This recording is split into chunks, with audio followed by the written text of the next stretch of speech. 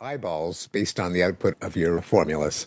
Oh, yes. The story that comes to mind was something that took place in 2005. I had just landed what was this dream job. I was hired by the scouting director, so I was going to be doing analytics for the draft. In American professional sports, the annual draft is the way that teams fill their rosters with players. One team gets to pick the young athlete they think is most promising from among all the eligible college and amateur players. Then another team gets to pick, and so on.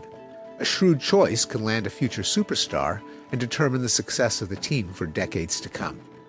And I imagined or fantasized of, really making a difference. And I was going to do it through math, specifically through a model that projected college performance into your likelihood of making the major leagues.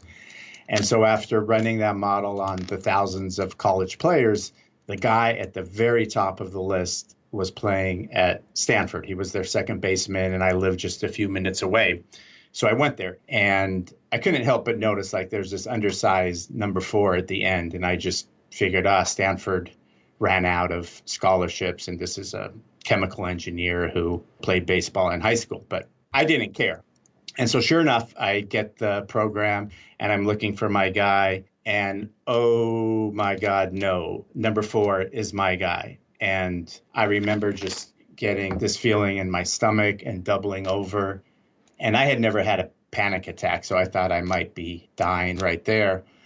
But of course, it was just the realization that the future I was expecting, finding an undervalued player and really being valuable, was likely going to be replaced by a future I dreaded, pounding the table for this guy, getting laughed at, and then returning back to California with no job. And I think it's a perfect illustration, Stephen, of the dichotomy or the conflict going on in baseball with these two methods, that you have the scouts using their senses, and I was using my senses when I saw this guy, and you have another methodology that's using data. You second-guessed your formula. Your eyes were telling you, nah, this guy couldn't be as good as the data suggests, and the guy was as good as the data suggested? Yes, and it was not just a doubt. It was this overwhelming feeling, which I need to sit down and just get a breath, that I am completely wrong. This can't be right. And I failed to convince the guts of the decision makers that this was who we needed. And for those that are curious about the result, it was a player named Jed Lowry. He's still playing today. He hasn't gotten any taller, and he's been one of the most valuable players from the 2005 draft. Professor Peters, Ellen, it's not just about baseball, is it? Are there other pastimes and occupations in which Moneyball, as this approach is now known because of the bestseller by Michael Lewis and the Hollywood film, that is the use of data to replace intuition in judgment decision-making, can lead to better outcomes? Yeah, so I love Sig's story about how his prior beliefs and other people's prior beliefs about what that baseball player should look like makes a difference, because experience really matters to us when we tend to follow it. But the ability to follow numbers, to actually use the data, makes a difference. You see just a whole range of different life outcomes where our math ability actually matters.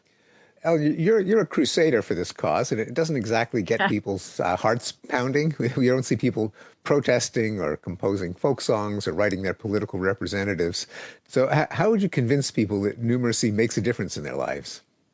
About 40% of Americans can't figure out what time to take a missed medication dose, given instructions on a pill bottle. That's something we do every day. Ultimately, the less numerate adopt fewer protective health behaviors like exercise, like condom usage. They're 40% more likely to have at least one chronic disease compared to people who are better with numbers. You see all kinds of other effects, too, in financial domains. Being able to think well is not a single talent. There's raw intelligence, of course, and its subtypes like verbal, numerical, and spatial reasoning. But intelligence is not the same thing as rationality or critical thinking, because being good at computing something doesn't mean that you'll necessarily try to compute the right things. Rationality also requires open-mindedness and reflectiveness, which are closer to personality traits than raw brain power.